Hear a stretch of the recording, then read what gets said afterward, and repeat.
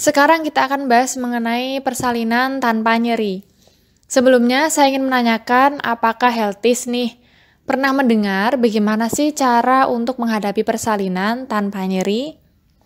Persalinan tanpa nyeri memang merupakan suatu yang terdengar masih asing ya di telinga kita. Bahkan mungkin saat kita memikirkan persalinan, yang kita bayangkan merupakan sesuatu yang mengerikan, sesuatu yang menegangkan, bahkan membuat trauma bagi sebagian ibu hamil. Sehingga saat menjelang hari persalinan atau mendekati HPL, mungkin banyak ibu hamil yang cemas, yang takut, sehingga hal itu berdampak bagi dirinya maupun janinnya. Nah, tidak sedikit juga banyak ibu hamil yang mengambil jalan pintas melalui operasi sesar.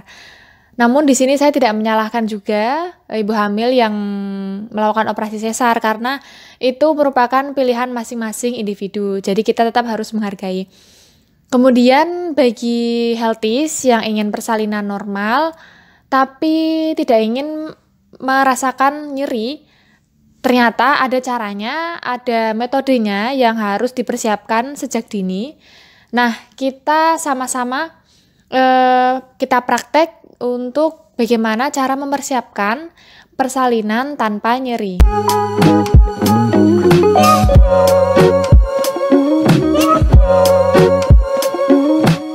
Oke, kita akan bahas dulu yang pertama, kalau persalinan itu diawali dengan kontraksi rahim yang terus-menerus. Nah, kontraksi rahim ini awalnya ringan, kemudian masih jarang.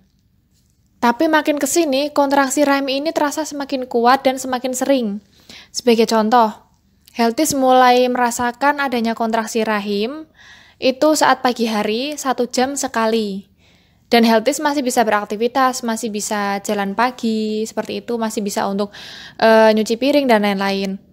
Nah, ternyata semakin kesini saat jam 12 siang, Healthies ini mulai mengamati bahwa rasa kontraksi rahim ini kok semakin sering. Setengah jam bisa 2 kali, dan Healthies ternyata sudah nggak bisa berjalan-jalan, hanya bisa duduk di tempat duduk. Kemudian mungkin saat malam hari ini sangat meningkat, mungkin bisa 10 menit sekali dan Healthies sudah nggak bisa ngapa-ngapain, hanya bisa terlentang di tempat tidur. Nah, berarti itu merupakan salah satu ciri kontraksi dari persalinan. Kemudian apabila Healthies mengalami kontraksi rahim, tapi kontrasnya semakin kesini semakin hilang, jadi yang awalnya 1 jam sekali, semakin kesini kok semakin malah 3 jam sekali munculnya, atau bahkan hilang sama sekali nggak muncul lagi, berarti itu bukan merupakan tanda kontraksi persalinan. Itu bisa disebut juga dengan Braxton Hicks atau Hicks palsu.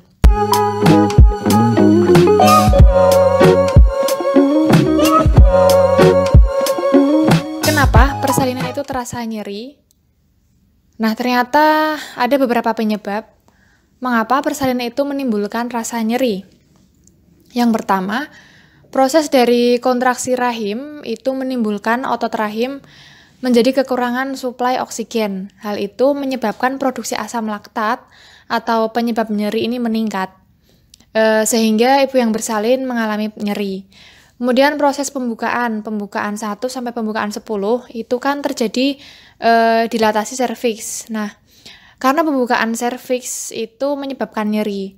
Kemudian juga proses penurunan janin atau proses kelahiran bayi, itu tentu aja dia akan melewati jalan lahir dan akan menyebabkan jaringan-jaringan di sekitarnya menjadi robek. Akan menekan saraf-saraf di sekitar rahim maupun di sekitar vagina. Hal itu tentu saja akan menimbulkan nyeri.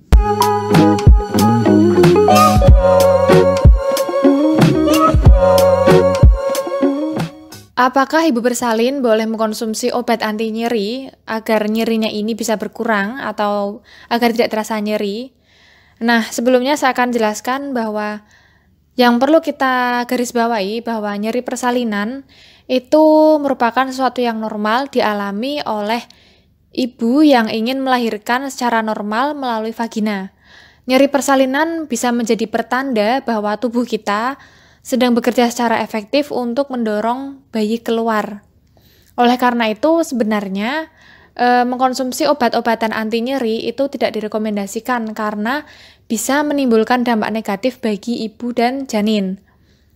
Contohnya asam mefenamat, dia bisa kalau misalkan dikonsumsi nih oleh ibu bersalin, dia bisa berdampak negatif bagi janin, yaitu menutupnya pembuluh darah di plasenta lebih awal, lebih dini.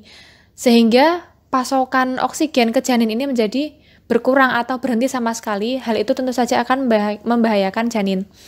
Kemudian ibuprofen. Ibuprofen ini kalau misalkan bagi ibu bersalin, dia bisa menyebabkan perdarahan. Sedangkan kalau untuk janinnya, ini bisa menutup salah satu saluran di jantung.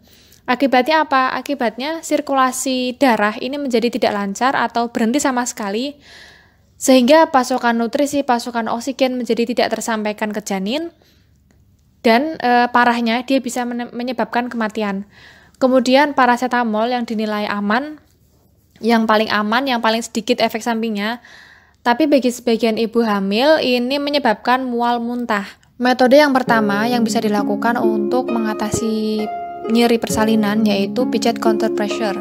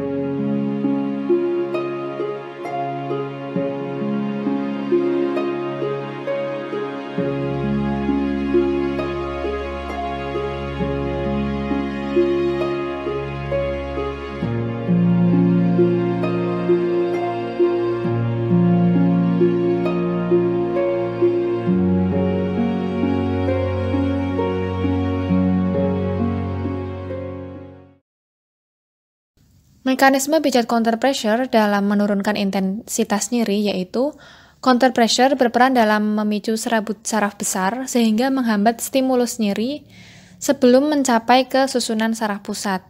Sehingga rangsangan nyeri tidak diteruskan ke otak, maka tidak menimbulkan persepsi nyeri. Cara yang kedua yaitu kompres hangat. Terdapat penelitian yang telah membuktikan bahwa kompres hangat efektif untuk mengatasi nyeri persalinan.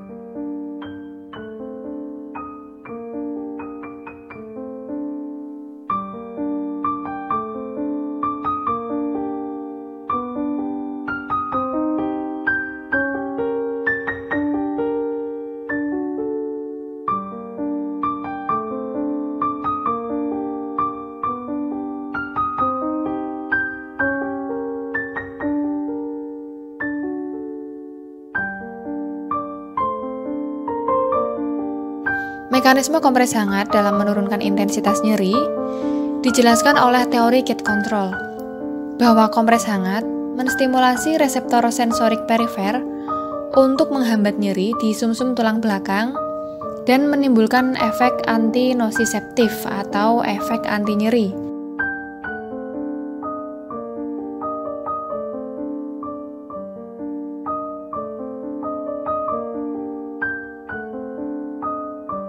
Teknik yang ketiga yaitu dengan melakukan pernafasan perut.